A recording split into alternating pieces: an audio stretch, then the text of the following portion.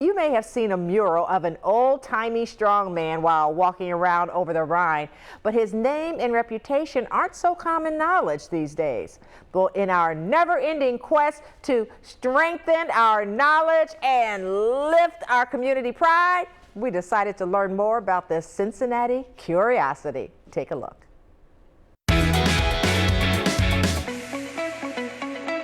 There were witnesses, lots of witnesses. And without their testimony, it is almost impossible to believe Henry Holtgrewe's feats of strength. Tales about the Cincinnati Strong Man sound completely inconceivable even today.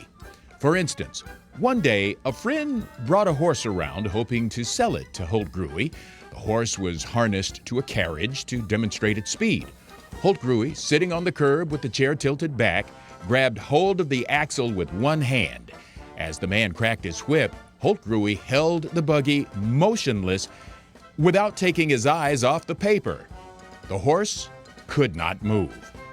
Holtgrewe could have made a lot of money doing exhibitions of strength, but he preferred a normal home life. For most of his life, Holtgrewe managed a series of saloons in Cincinnati where his strength came in handy for dealing with some unsavory customers. Holtgrewe, for instance, was running a cafe on 6th Street Hill when 4 rowdies entered his place bent on trashing it. Henry picked one man up by the ankle and used him for a club, knocking out the other 3. Although a formidable athlete and a dangerous enemy, Holtgrewe was known for a heart of solid gold. Once he won $500 in competition. His competitor told Henry he was flat busted and had 6 children. Henry gave him all the prize money and sent him back home with presents for the kids. The most famous weightlifter at the time was a German named Eugen Zandorf, who had heard about the Cincinnati Hercules. While touring through Cincinnati, Zandorf had his heaviest weights bolted to the stage floor. Holtgrewe showed up and attempted to lift Zandorf's barbells. Soon, the sound of splintering wood racketed through the theater as Holtgrewe pulled up not only the weights, but several floorboards as well. In 1896, the Cincinnati Enquirer hauled Holtgrewe a load of wood and assorted dumbbells out to the ballpark. Carpenters hammered together a platform of solid hickory mounted across 2 sawhorses, loaded with metal weights totaling 1,600 pounds. At a signal, 20 men plus Jocko, the monkey mascot of the Cincinnati Reds, climbed on board. Standing beneath that platform, Holtgrewe steadied himself, took a deep breath, then lifted all 4,600 pounds on his back.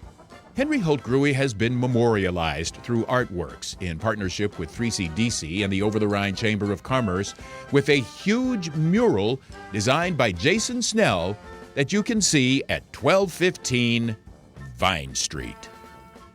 And right now, we want to welcome the guy who does all of the heavy lifting behind these Cincinnati Curiosities, the one and only Greg Hand. Greg, good to have you here this morning. Good morning. Okay, Greg, we know he was a strong man, but was Henry Holtgrewe a big guy? Now, he really was not, you know. The newspapers did publish his dimensions, and he's got a very respectable chest expanse, and his biceps are certainly legendary. But this Cincinnati Strong Man was barely 5 foot 8 inches tall.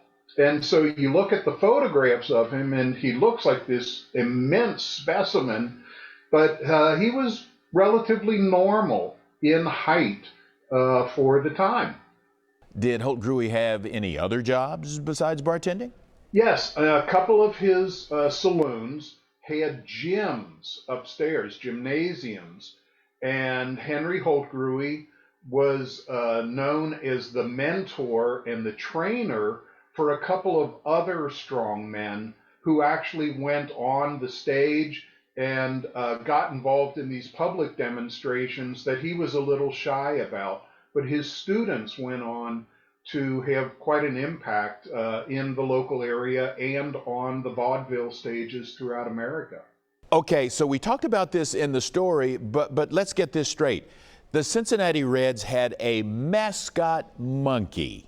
Indeed, in 1896, the manager of the Cincinnati Reds somehow came across a monkey by the name of Jocko and decided that Jocko was going to be the mascot for the Cincinnati Reds. There was also a rather large dog of some indeterminate breed that kind of served as a mascot that year. The only problem with Jocko the monkey is that he was what they called back in the day a Jonah.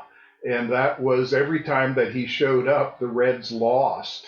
And so they decided halfway through the season that Jocko the monkey had to go someplace else, which was a great relief to the groundskeeper who had been assigned the babysitting or monkey sitting duties for Jocko.